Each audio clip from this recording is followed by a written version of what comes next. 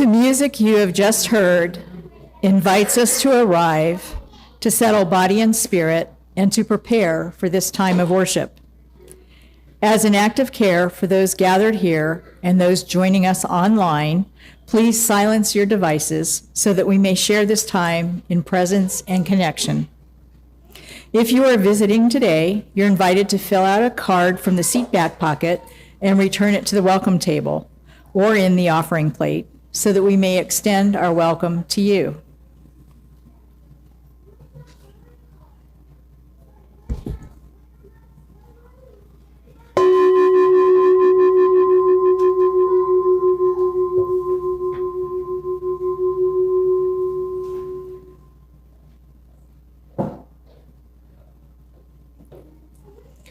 Please know that whoever you are, wherever you are from, whomever you love, wherever you are on life's journey, you are welcome here. Good morning. Good morning. Welcome to San Gabriel Unitarian Universalist Fellowship. Whether you are here for the first time, or you're joining us for the 1,000th, or you're joining us online, we are glad that you are here. My name is Pat Berthold. My pronouns are she, her, and I'm honored to serve as the lay leader this morning. Today, I'm thankful for the friend who introduced Rob and I to Unitarian Universalism some 40 odd years ago. It's the place our boys went and attended religious education, and I appreciate every one of their RE teachers, some of whom were also their school teachers, who really taught them helped enforce their values and taught them some critical thinking skills. So I appreciate everyone in this room who's a RE teacher, whether it's today or in the past. I really appreciate that you're called to that work. Thank you. San Gabriel is part of a larger movement of Unitarian Universalist congregations, working together for a just, peaceful, and sustainable world. And here, in this community, we begin that work by sustaining one another in love.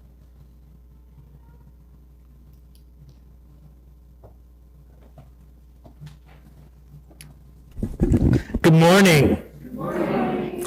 I'm Eric Hepburn. My pronouns are he, him, and I am honored to serve as your minister. For those of you who've been here the last few weeks, we're doing a social change and social justice theme here in the month of July. I've got my next social justice t-shirt on. This one says, "From enslavement to mass incarceration." It is a shirt named after a museum in Montgomery, Alabama that's part of the legacy sites, which includes the Freedom Monument, which has the names of more than 5 million people who were freed from slavery at the end of the Civil War. It includes the National Lynching Memorial, which has over 800 monuments, county by county, memorializing those who were murdered and lynched during that period of history.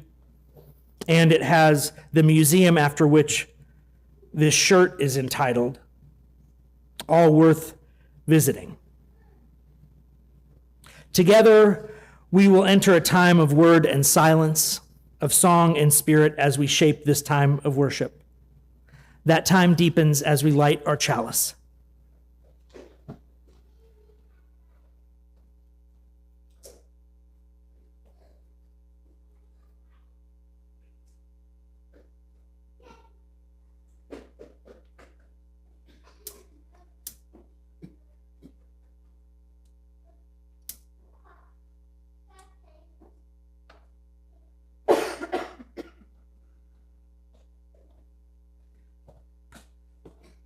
Please recite after me our chalice lighting words.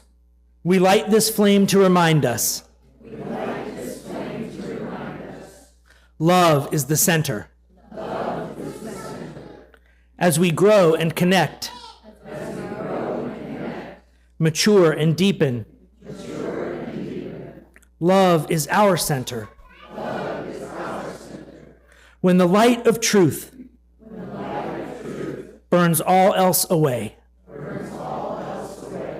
Love endures. Let us greet this day in song. Our calling in song is Come Sing a Song With Me. It's number 346 in the gray hymnal. The lyrics will be projected. Please rise in body or spirit as we join our voices to welcome the day and one another.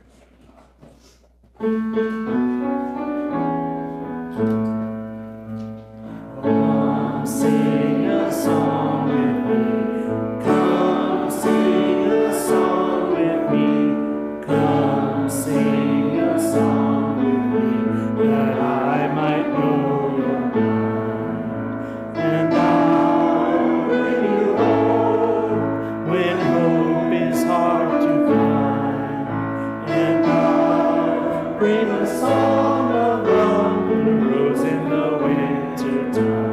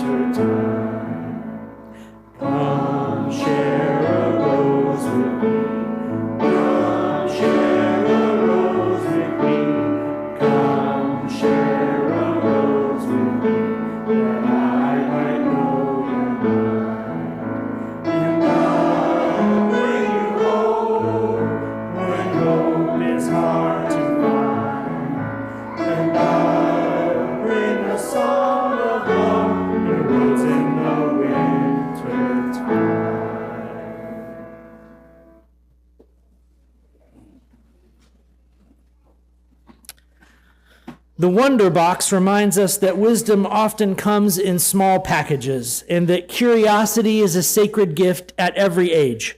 Candace White, our Director of Religious Exploration, will now share this time of learning and wonder with us. Good morning. Every Sunday we look into our Wonder Box to see how we're going to explore our theme this week. Right now we're doing RE Art Studio. That's our summer theme. And let's see what we're going to be getting up to today in RE.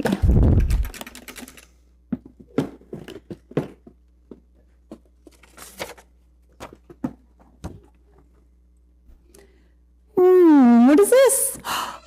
Yes. It is. It's a picture of a flower. Is it a perfect picture?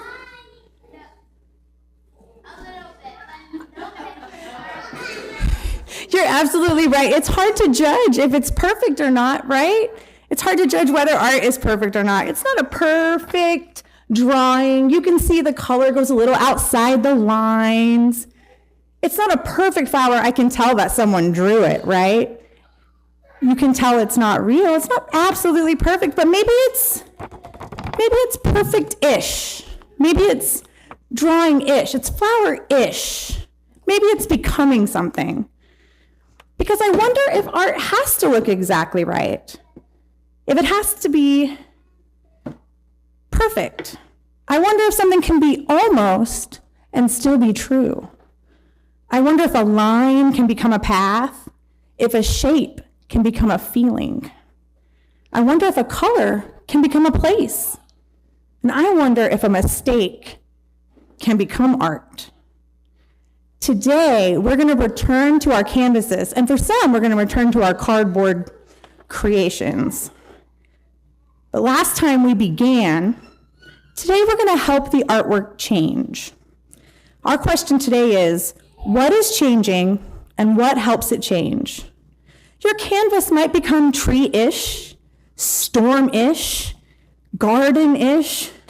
It might become brave-ish, feeling-ish, and it might become something only you can imagine.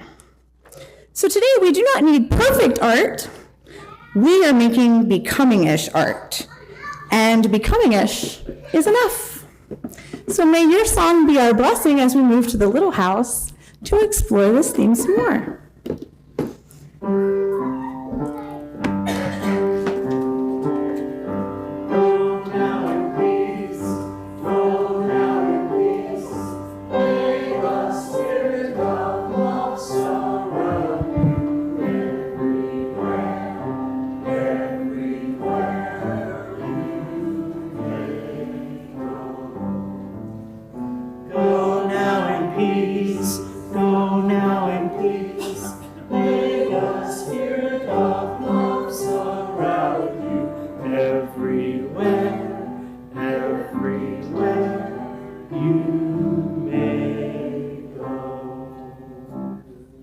Now we pause to honor the great world house of which we are a part, lifting up the needs, the hopes, and the voices beyond these doors. Last week, we looked back at the anniversary of flooding along the Guadalupe. This week, the river rose again. And this time, something sounded that didn't last summer. New warning towers went off above the rising water, and people in its path were evacuated. Here's what I want you to hear, both the silence and the siren. Step back in time. In 2016, a county commissioner stood up and said, "We sit in one of the most flood-prone places in Texas, and we have no warning system." The idea was raised in some 20 public meetings over the years, but it was never funded. And I want you to hear that silence, not as a failure to speak, but as a failure to act. Then last year, the unthinkable made the situation unignorable. The engineers designed, legislators appropriated, donors gave, and crews raised 50-foot poles along the river. The work isn't finished. The system still needs millions more dollars, and human hands still have to throw the warning switch. But this week when the water came, the warning came first. A siren is what fear can sound like when it has been transformed into care for neighbors not yet in danger. A siren is what fear can sound like when it has been transformed into care for your neighbors who are not yet in danger. Someone imagined the flood before it came, and someone built something for it. Amen.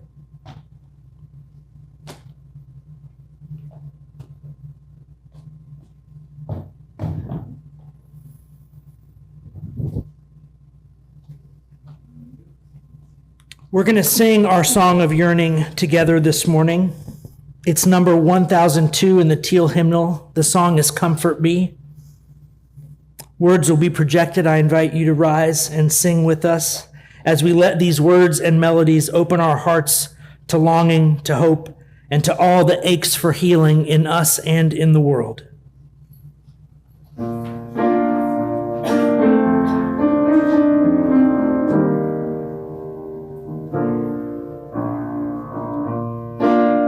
Comfort me, comfort me, comfort me, oh my soul.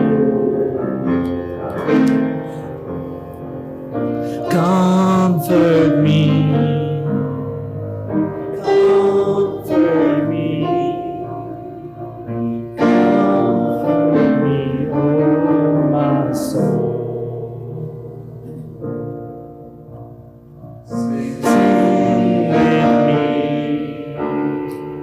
Sing with me,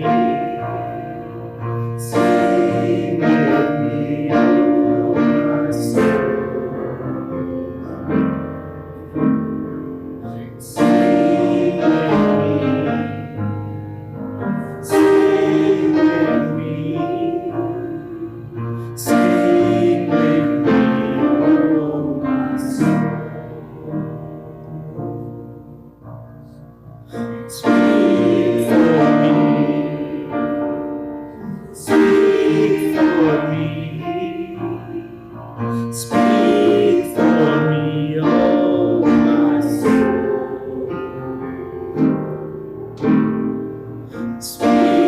for me. Speak for me. Speak for me, oh my soul. Dance with me. Dance with me.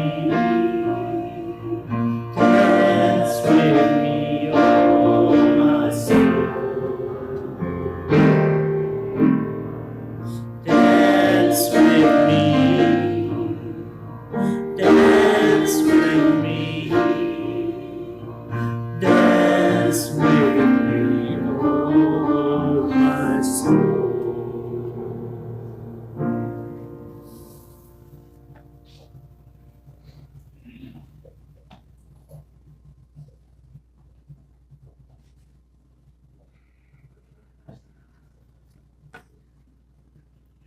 After the words are spoken, we will breathe together in silence until the ringing of the bowl calls us onward into the space where the word unfolds among us.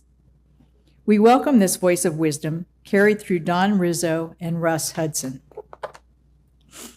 If the instinctive triad is about maintaining a felt sense of self, and the feeling triad is about maintaining a personal identity, the thinking triad is about finding a sense of inner guidance and support. The dominant feelings of thinking triad types are anxiety and insecurity. To put it another way, the instinctive triad types are concerned with resisting aspects of the present. The feeling triad types are all past-oriented because our self-image is built up out of memories and interpretations of the past. The thinking triad types are more concerned about the future, as if to ask, what's going to happen to me? How am I going to survive? How can I prepare myself to keep bad things from happening? How do I move forward in life? How do I cope? The thinking triad has lost touch with the aspect of our true nature that in some spiritual traditions is called the quiet mind. The quiet mind is the source of inner guidance that gives us the ability to perceive reality exactly as it is. It allows us to be receptive to an inner knowing that can guide our actions. But just as we are seldom in our bodies or in our hearts, we seldom have access to the quiet, spacious quality of the mind.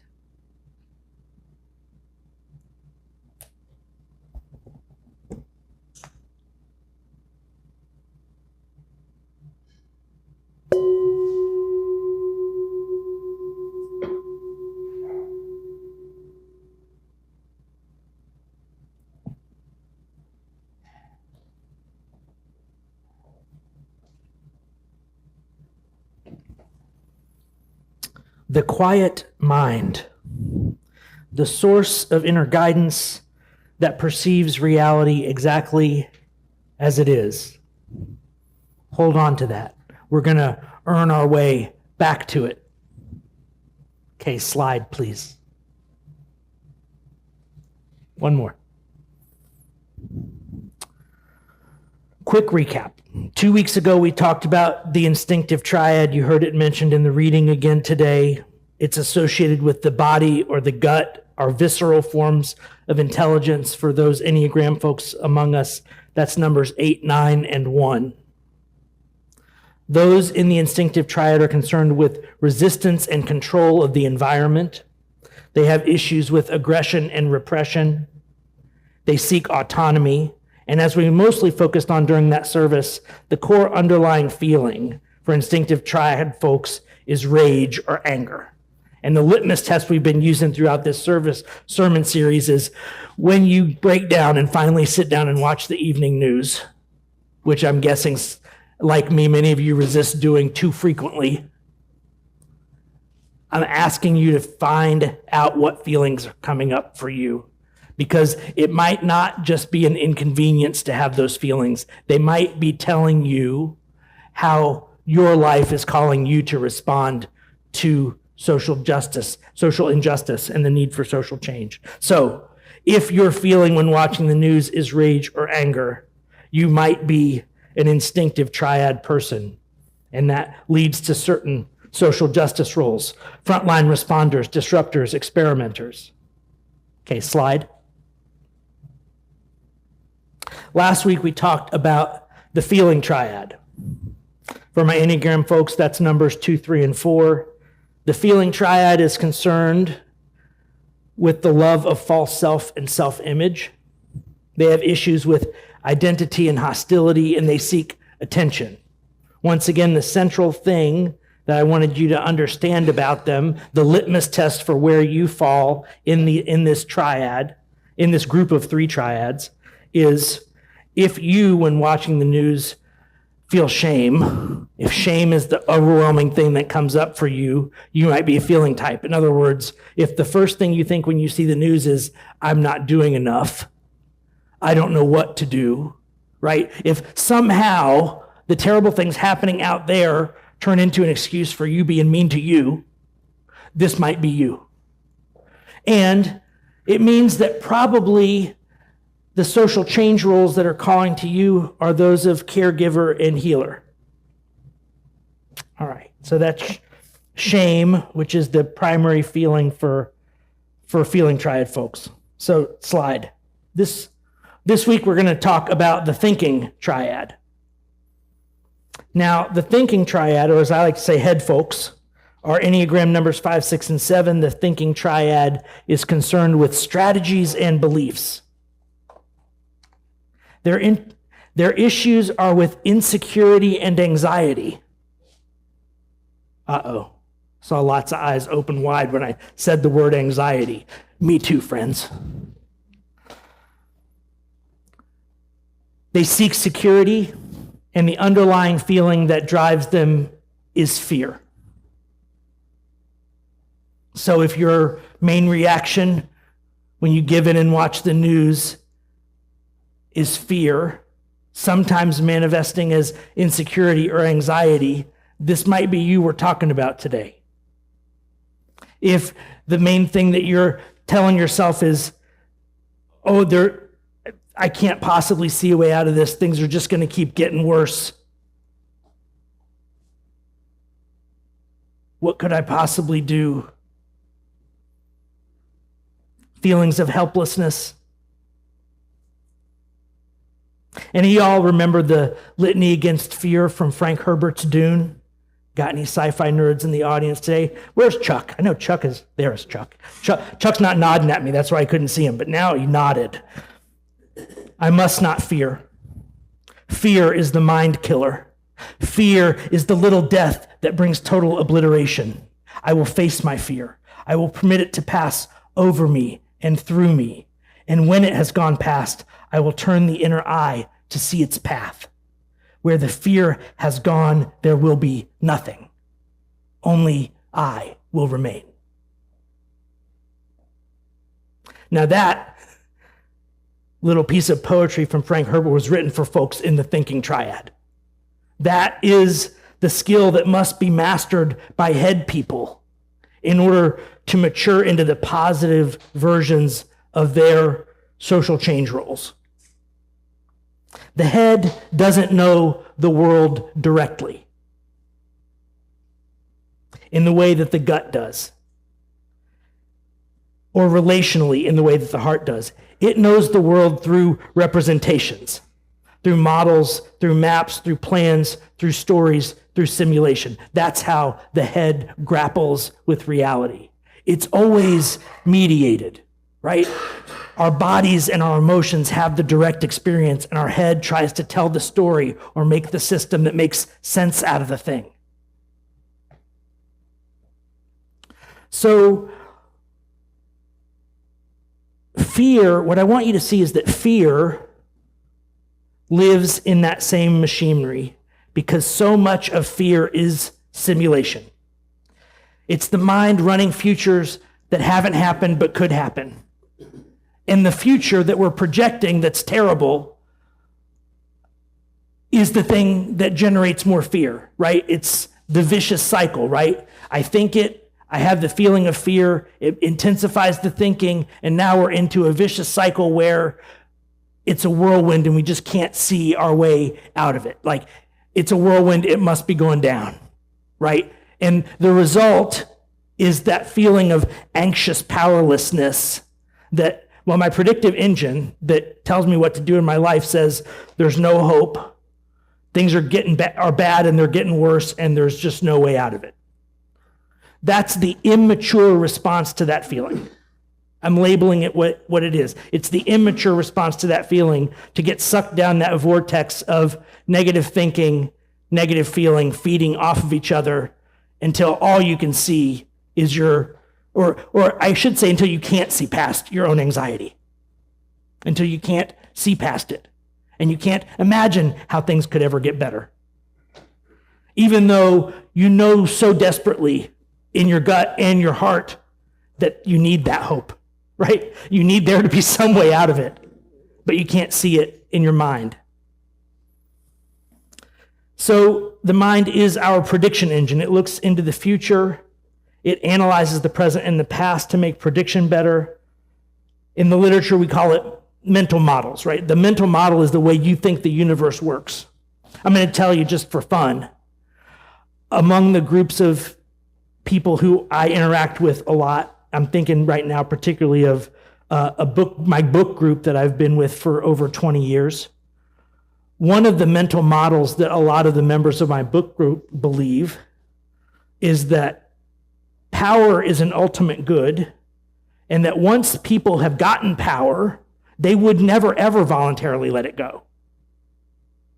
That hoarding power is both natural and human, and how could you not understand that that's how the world works? Now, as you might suspect, I like to argue with them on this point. I like to argue that power hoarding for an immature human is, of course, natural and normal. When we see it in our teenagers, it doesn't bother us a bit because it's developmentally appropriate. When we see it in people over 50, all sorts of red flags should go up. If you haven't grown out of power hoarding by the time you're 50, and you're still convinced that having power is the only way to keep yourself safe, that's just trauma you haven't healed. That's not you having a deep appreciation of the truth. But power is real, influence is real, and we can see how the misuse of power by power hoarders might seem like the only power in the universe that's doing anything some days. Amen? Like, it might seem like, well, yeah, but the people who are hoarding the power, they got to declare war and kill a bunch of other people and make all of our prices go up and destabilize this and do that. Yeah, having deeply wounded, unhealed people as your leaders has real consequences. It doesn't make them right. It doesn't make their worldview right that they're in leadership. I think there's a line in the Bible about knowing things by their fruit. Wisdom everywhere you look if you're looking for wisdom, right?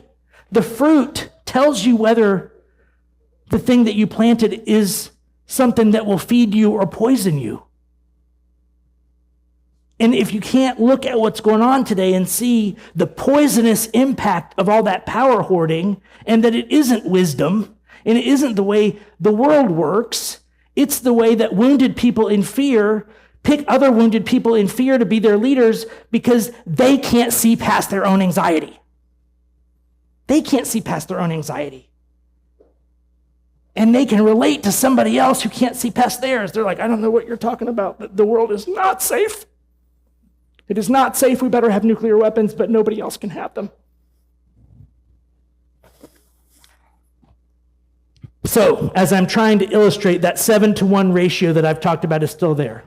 Even in our prediction engine, we're 7 times more likely to catastrophize than to see the narrow path through the obstacles to a better future, right?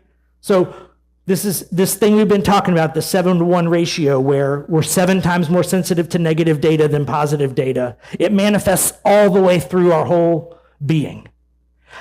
I sometimes get convinced that the key to understanding a functional definition of what wisdom is in the light of these kinds of modern scientific understandings is to understand that wisdom might just be the ability to look in the rearview mirror that says objects are closer than they appear and see them at their true size.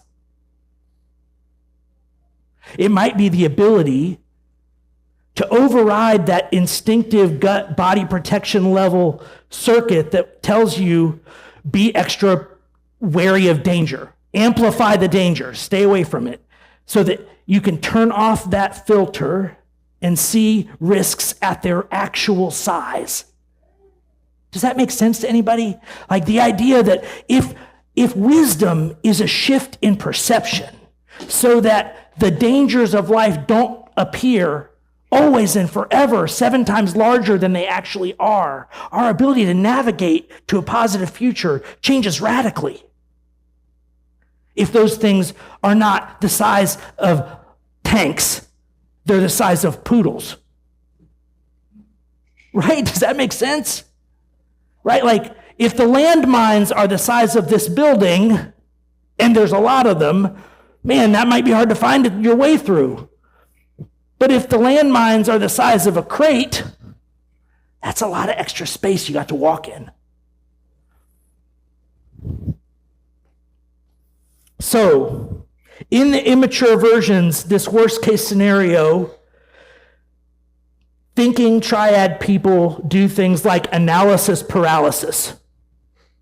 Anybody here, is that love language for anybody here? Thank you, Jess. So I'm a board game nerd. I get together with my friends and we play board games. And one of the rules about that is that if I know it's a super complicated game, there are certain people I don't invite over that night. Because they're my AP friends. And my AP friends are still lovely human beings. But oh man, they're like, I have to run the 97 scenarios for this one decision before I'm allowed to choose. And they turn a 5-hour game into a 17-hour game. And as my friend Trevor Noah says, ain't nobody got time for that. So, analysis paralysis, feeling overwhelmed, I can't possibly know enough, I don't know enough yet, I can't act, I can't do anything, right? So our body goes into freeze mode until our brain feels like I've fully mapped out the path to safety or the path to points maximization. Another symptom might be doom scrolling the internet or doom watching television. That's another way for thinking triad folks that immaturity in that inability to see past the cyclone of anxiety might manifest. Now, in its mature version, so we talked about the negative version. We've talked about domination by fear, insecurity, anxiety. Let's take that slide down. We're gonna shift now. We've identified the folks in the room. Hopefully you've had a visceral experience that says, yeah, maybe he's talking to me. I didn't want it to be true, but he might be talking to me. So in its mature version, the thinking triad's love for building better mental models transforms it into 3 potential superpowers. The visionary metabolizes fear into imagination. The visionary metabolizes fear into imagination. The builder metabolizes fear into architecture. The builder metabolizes fear into architecture. And the storyteller metabolizes fear into meaning. The storyteller metabolizes that fear into meaning. All right, let's dig a little deeper on each one of these visionaries. So, as I've said, catastrophizing and visioning are literally the same cognitive operation. They're projecting a detailed future and living toward it. The difference is that while the immature version is like an inexperienced driver pointing the car at the hazard they can't stop staring at. Anybody had experience with this? early in your driving experience, you were staring at the thing that was the hazard, and I don't know how my car ended up making contact with it. I knew it was there, I saw it. But some point in your driving experience, you figured out, oh, don't stare at it, stare past it. If you want to steer past it, you have to stare past it. That's the difference between an immature and a mature visionary. The immature visionary can't stop staring at the train wrecks.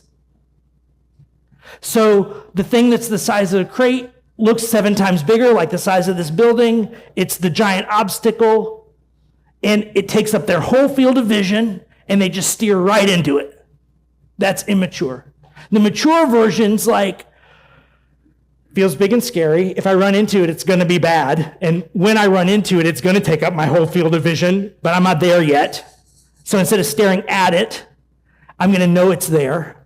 I'm going to recognize it in my field of vision, and I'm going to see the other ones. There's a hazard over here. There's a catastrophe over there. There's a danger here, but I'm not going to stare at them. I'm aware of them, but I'm not staring at them. I'm looking through them.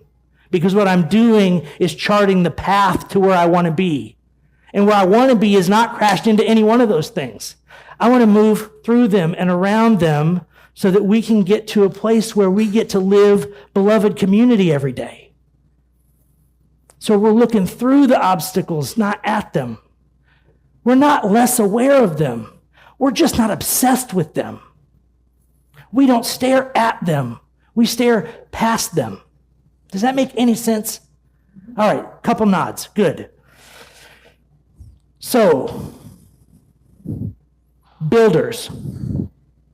Builders design and make systems, contingencies, structures, and redundancies to bring security to their insecurity. They're constantly interrogating, how will this actually work? And what they build are the answers to that inquiry. You heard one answer this morning, the siren on the Guadalupe. That's fear metabolized into 50 feet of architecture, in a plan and a process, so that when the rains came, somebody threw the switch and the sirens went off and the people knew to move out of the way. Storytellers are interesting. Storytellers. Narrative is the mind's original technology for converting what happened to us into this is where we are in the story.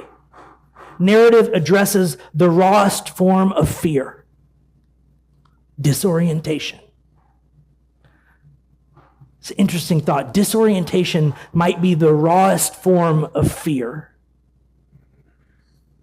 How unsettling is it sometimes when it can happen upon waking. It happens sometimes when something weird and unexpected happens, but there's that moment, I don't know where I am. I don't know what direction I'm facing. Like you lose your bearings, right? Not knowing where you are, especially for thinking triad folks, is probably the rawest experience of fear, right? I don't even know which mental model to apply because I have lost the relationship. We talked about the relationship between the land and the map a little bit last week. But for thinking triad folks, it's super, super important. Thinking triad folks are the ones most likely to mistake the map for the terrain. They're the ones most likely to get disconnected from what their gut and their heart is trying to tell them and get all up in their head about things and to mistake their mental model of how they think the world works with how the world actually works. And when they do that, they stop the iterative loop of feedback where the real world gets to tell them how to build and change how they think about the world. Nope, I'm already right. I already know I'm right. Arrogance. Arrogance is the enemy of this triad because it's the thing that says, oh, I don't need any more data from the world. I've seen quite enough, thank you. But the data from the world, even though it hurts to watch what's happening, the data from the world is what lets you keep making your mental model better. And without it, you become an egotist whether you want to or not.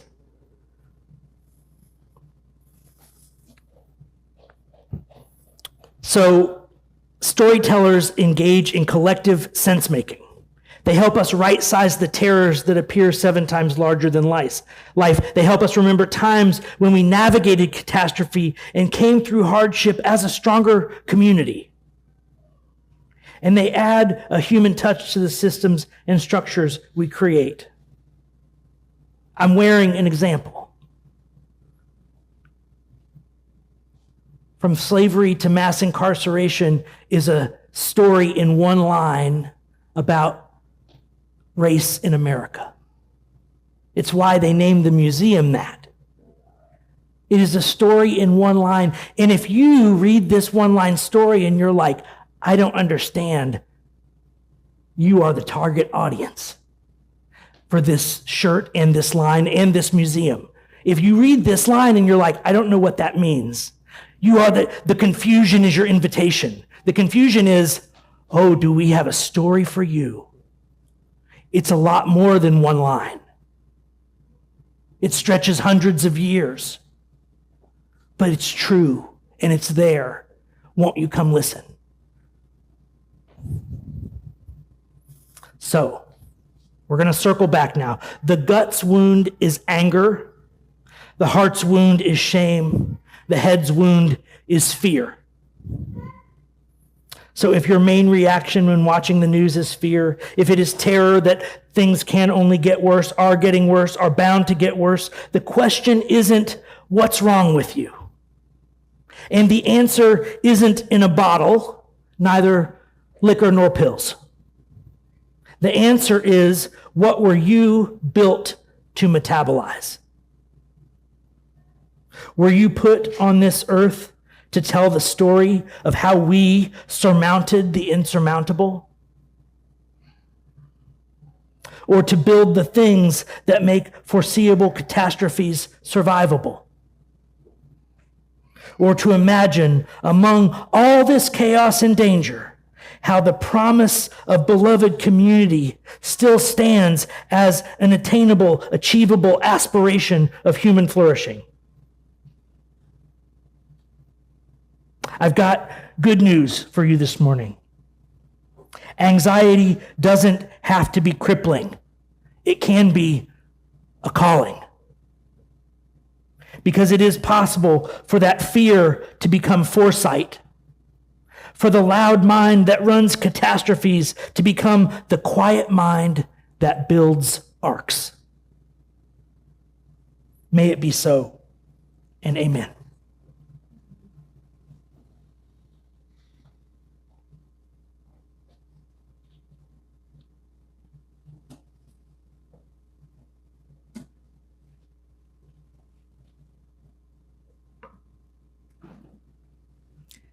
Each week, we give an offering to sustain this spiritual home and to support the work of our fellowship. Today's offertory music is We Give Thanks, number 1010 in the Teal hymnal, and it's offered by Jonathan Van Regenmorter. May our gifts and this music be blessings. The offer will now be gratefully received.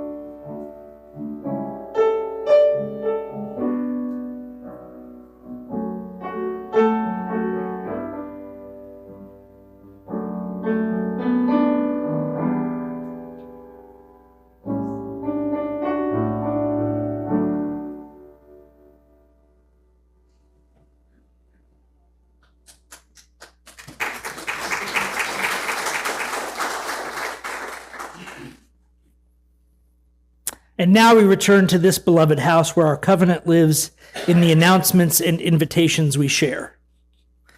Pat Berthold, our membership director, is updating the membership database at the UUA. So if your address has changed, please let Pat know back at the membership table or by sending an email to membership@sangabrieluu.org no later than July 31st. As part of that update, you will be receiving UU World Magazine at the registered address, courtesy of the UUA twice a year.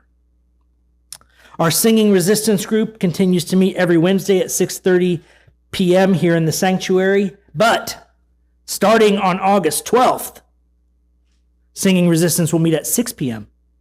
because our new Sacred Currents program on Wednesday nights will begin.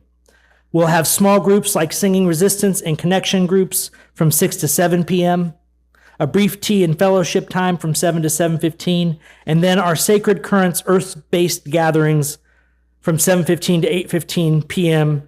every Wednesday.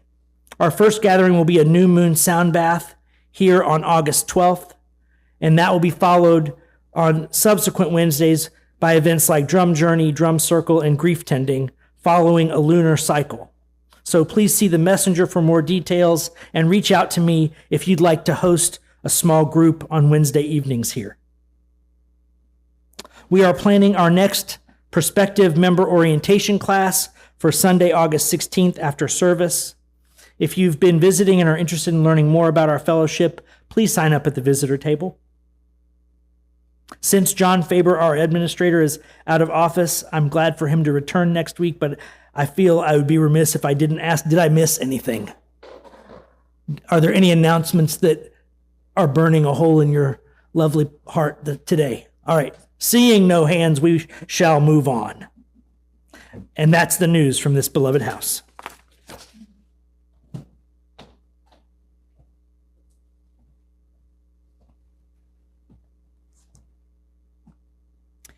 We close with words of covenant, promises we make to one another and to the world.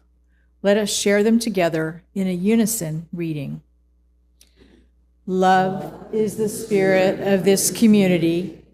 Truth is our sacred quest. Justice is our prayer. We dwell together in peace. We seek wisdom in freedom. We serve life in fellowship. We grow in harmony with the sacred. Thus do we covenant with one another.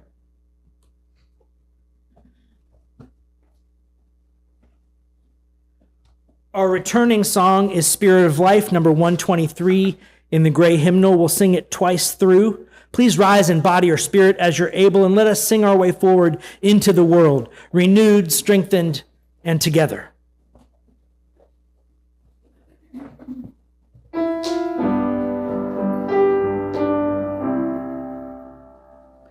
Spirit of life, come unto me. Sing in my heart all the stirrings of compassion. Blow in the wind, rise in the sea. Move in the air, giving life the shape of justice. Moves holy ghost, wings set me free. Spirit of life, come to me, come to me. Spirit of life,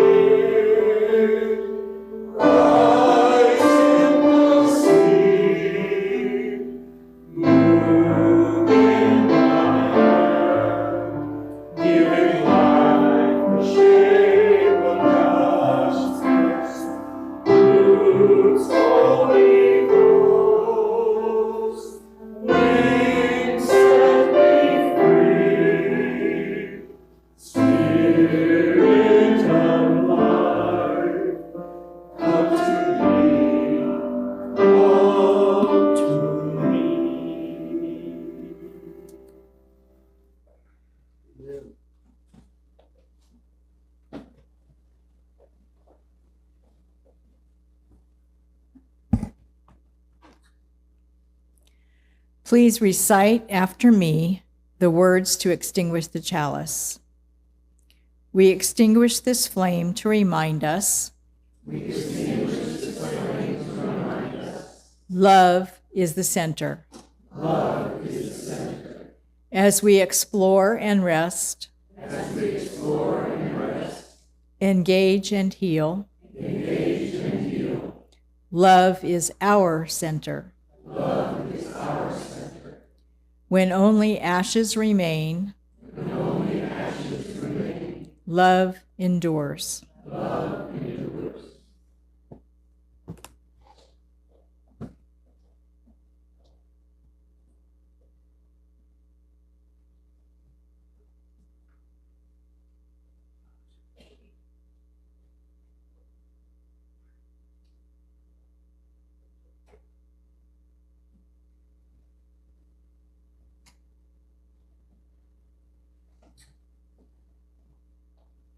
Before I bless you out, I do want to thank Jonathan Van Riggenmorter for joining us for the first time as our piano accompanist today.